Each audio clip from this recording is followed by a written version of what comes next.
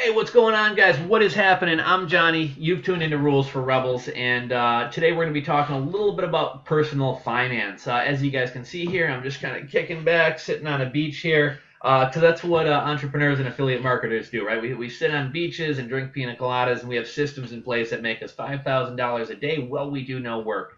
Obviously, that's not true. That's what a lot of these affiliate marketers hawking programs on YouTube want you to think. Actually, I just got a new laptop, MSI laptop, and it's got this cool tri-def camera where you can like blur backgrounds, you can impose backgrounds behind you. It does do this weird thing where it picks up backgrounds if I wave my hands crazily. But anyhow, that's what this is. I promise I won't do it on any video. I was just playing around with it. I actually wanted to talk about personal finance today, guys. I know it's not a fun topic. I know it's not a sexy topic. But I've had a few instances with like friends and family members come up where I just want to bang my head into a wall seeing like family members and friends do really, really stupid things with their money, not take investing and saving for retirement seriously, and things like that. So, like I said, not something that I'm like super into personal finance. I don't necessarily consider myself an expert. But the little bit I do know, I think puts me ahead of like 90% of Americans. And I do have a lot of friends and stuff coming to me with like questions about money and investing and things like that. So I figure out I'll share what I can. I'll share what I know. Like I said, I know it's not a fun topic. I know it's not a sexy topic. I know you guys come here for entrepreneurship stuff, but I almost feel a personal responsibility to just kind of ram this down your throat. That's what she said. Pardon the pun. Just kidding, guys. Anyhow, this all was kind of kicked off by something that happened over this past weekend. And actually, I thought about making some personal finance videos a while back.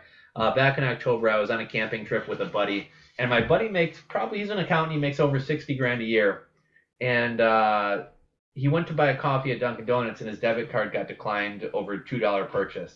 And there's really no reason that should be happening. I have another buddy who does pretty well for himself, living in an $800,000 house, driving a $70,000 Mercedes truck, but he is living check to check, no different than somebody making $20,000 a year, and that's because people allow their lifestyles to kind of inflate with their incomes, and that's really something that you want to avoid doing as well. So I think tomorrow or the next day I'm going to be posting a video that's like everything you need to know about personal finance that will put you ahead of 90% of Americans that can fit on an index card.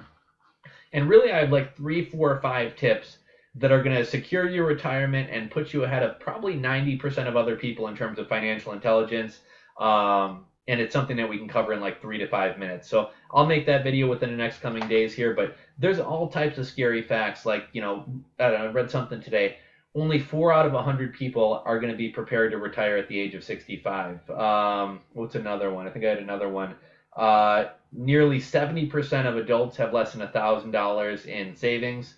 Another one was, I think they said something like 80% plus of American families would be screwed if an unexpected $500 bill came up. So whether that's an unexpected medical expense, dental, expense, car repair, new furnace, etc.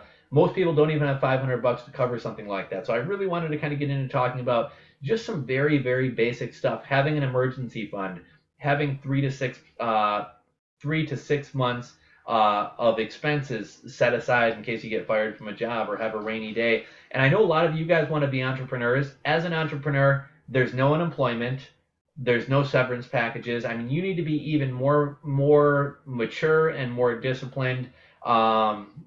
And more responsible for your own savings if you are an entrepreneur. So I'll give you guys an example. I mean, back when I bought my house, my mortgage guy was telling me, he's self-employed as well, and he said, really, this is a very important decision to make. Make sure you're comfortable with the payments. He basically went through a divorce, had some other stuff happen, and basically like lost all his. He used to be pretty well to do, lost all his rental properties, lost his house, lost a whole bunch of other stuff. So I mean, just for example, like I got approved for a $475,000 mortgage. I wound up buying a house for $200,000 because I want to know that no matter what happens, I can grind out the money and pay my mortgage. So we're kind of living in an age where everybody wants immediate gratification. People are buying things they can't afford. Everyone's trying to keep up with the Joneses. And a lot of people, I wouldn't even say it's necessarily their own fault. I mean, in school, we get taught how to dissect a frog, but we're not taught about how to keep a budget, how to buy a house, how to buy a car, how financing works, how to balance a checkbook. So Unless you have parents who kind of go above and beyond and teach you a little bit about, uh, financial literacy and personal finance and things like that, you're really kind of screwed. I was actually very fortunate. My parents aren't investment wizards or really super smart with money, but I remember at a very young age, my mom used to give me an allowance of I think $5 a week for cleaning all the bathrooms in the house. And out of that $5, $2 went to the church collection plate, $2 went for me to like long-term savings, and $1 was mine to spend. I grew up in Minnesota, so we normally go sledding or go down to the ice rink, and I'd use it to buy pudding pops. Why we ate pudding pops outside when we were sledding and stuff, I don't know, but that's what we did with our money. But from a young age, my parents always kind of tried to teach me a little bit about money. I remember when I was probably 10 or 12, and this is back when you actually had to go to see a person like a stockbroker to buy stock. I remember I had a little bit of money saved up. My dad took me to see his stockbroker, and I bought, I believe it was one share of Nike and one share of Nintendo. And I think my dad said, if you buy a share, I'll match you. So I think my dad bought one to match me. But, from a very young age, my parents were trying to kind of teach me about money and investing, and I'm very thankful for that. And it kind of spurred a little bit of an interest in me. And while I did get into some money trouble in my 20s and got into a lot of credit card debt, in general, I'm very fortunate that I did have somebody try to teach me about money. So what kind of spurred the desire to kind of make this video? I talked in a video last week about how a buddy of mine lost his job, had this job for 18 years. It was a job with the university. And now they're understandably kind of worried about money. His wife doesn't make enough money to support the family. They just bought a new car. They were looking at a house. I mean, I know it sucks to get laid off, but in terms of like counting your blessings or looking for the good in a situation, I would much rather lose my job before I buy a house as opposed to after I take on this huge 30-year long financial responsibility. Anyhow, his wife had asked me. We were kind of all sitting around a room talking, a group of us, and his wife said, you're pretty good with money. Like, what would you do? He's got $18,000 in he worked for a university, so I want to say they have 403Bs. I want to say is the name of it. It's basically an alternative to a 401k. She said, what would you do? And I said, well, I'd throw it in, I'd move it over to a self-directed IRA and put it in some type of index fund. And right away, my buddy turned to his wife and said, we can't do that. We can't put it into the market. It could lose money. Now, I know some people right now feel like the market is at the top and you shouldn't buy in right now. I kind of get that worry, but at the same time, people have been saying that for the past 4 years, and you've missed out on like record gains if you have not been into the market. Another thing, your money is pretty much just going to like fizzle away by the time you retire if you're not growing it. I think the true inflation rate the government says is like 2.98%. So that means every year your money has 2.98% buying power. In reality, it's probably closer to 5%. I know Andres Antonopoulos, the Bitcoin dude, is always talking about like if you have X amount of money, every 10 years that money is losing half of its buying power. Now, that may be a little bit of an exaggeration, but your money is definitely losing, and most people are not making enough money where you can save yourself to wealth. You really need your money to compound and grow. This buddy of mine, I don't think he really even is financially savvy enough to even know that the market is at its peak. I think he just thinks like, if it's invested, you could lose it. You could lose it. And in reality, $18,000. I mean, you might as well flush it down the toilet because it's going to do absolutely nothing for he and his wife by the time they're retirement age. It probably won't even cover 6 months of living expenses. So he really needs to work on growing this money. So being afraid of investing it, he's not doing himself any favors with that. So that's one thing that was really troubling, is just this really, really scared attitude towards investing. The other thing that was even more troubling to me is that he's been at this job for 18 years and he only has $18,000 in retirement savings. I was working at a job making under $14 an hour. I think I was there for 6 or 7 years. My company did a 6% 401k match, which meant they would match 100% of what I put in up to 6% of my income. When I left that job, and I just did the bare minimum 6%, I never noticed the money missing from my check because it was, I was never used to having it in the first place. And when I left this job 6 or 7 years later, that little bit of money I was putting away every check had grown to, I want to say, $26,000. So in 6 years of working, I had more money in retirement than my buddy had after 18 years of working at this job. So I don't know if he was contributing, what he was contributing. Maybe the university was putting in some money for him and he wasn't adding anything, but that's very, very troubling that that's all he was putting away for retirement. And he's even more screwed because the university he worked for was going to allow his daughter to go to college for free, so I don't think he's been saving for a college education either. So it's just a really, really kind of scary situation. So the next day after he left, I was doing some math, and let's see. So sorry guys, I got some notes here.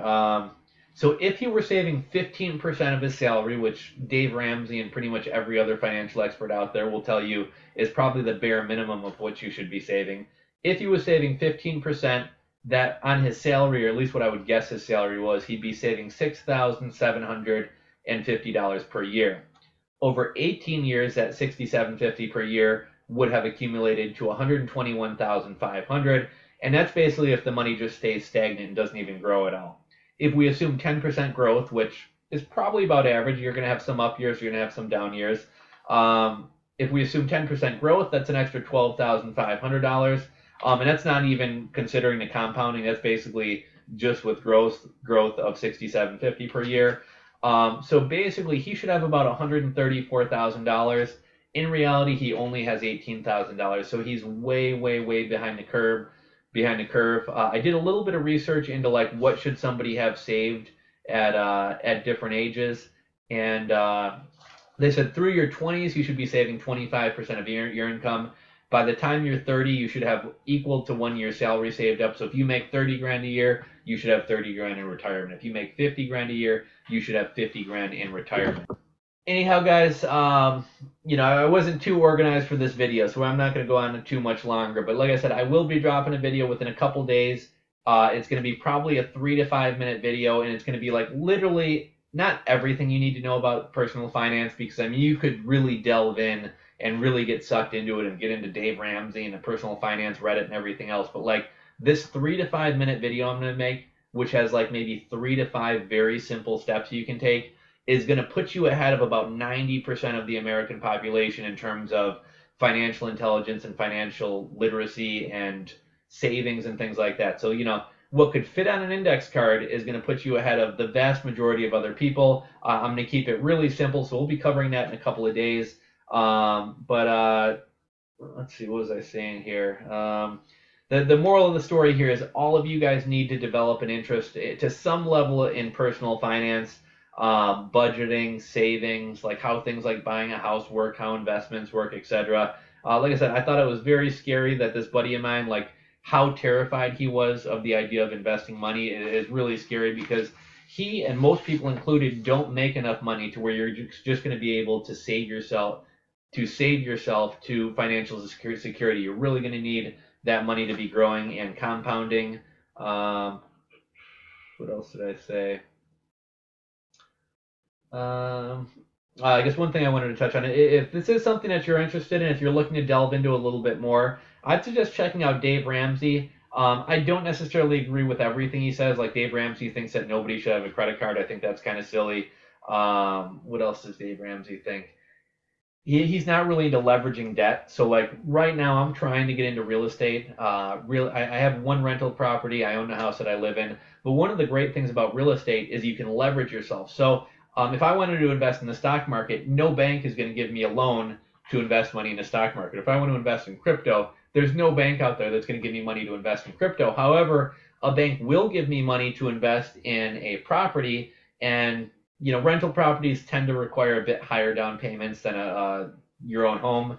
But probably, if you're lucky, maybe 5%. More standard would probably be about 20%.